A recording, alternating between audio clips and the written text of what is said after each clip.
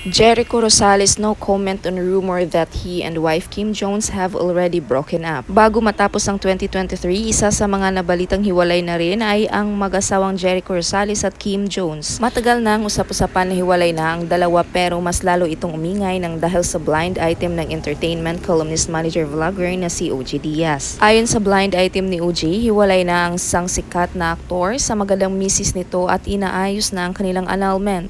Pero sa kabila raw ng paghiwalay ay magkaibigan pa rin ang mga ito. Hula agad ng ilang netizens, sina Jericho at Kim ang tinutukoy sa blind item. Sa ad ni Jericho, no comment because it's not the place. I never really talk about my relationships but we're happy, we're good. Kim and I, we're amazing, we're fantastic. Sagot ni Jericho na pinakasalan ang Philbert model TV host na si Kim noong May 1, 2014 sa isang beach wedding ceremony sa Boracay. Nang kamustahin naman ang lagay ng kanyang puso, ayon kay Jericho ay masaya siya ngayon. Good, great, amazing, fantastic lahad ni Jericho. Samantala, binahagi naman ng aktor na tapos na niyang gawin ang prison action series na Cell Block. Produce ito ng ABS-CBN at Black Ops Studios Asia. We finished Cell Block and it's showing this year. I'm very excited for Cell Block kasi matagal na namin ginagawa yung Cell Block. Me and the entire team, actors and producers are so happy.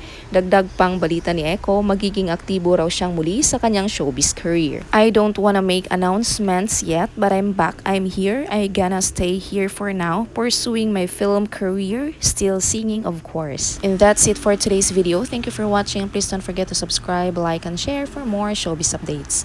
Bye!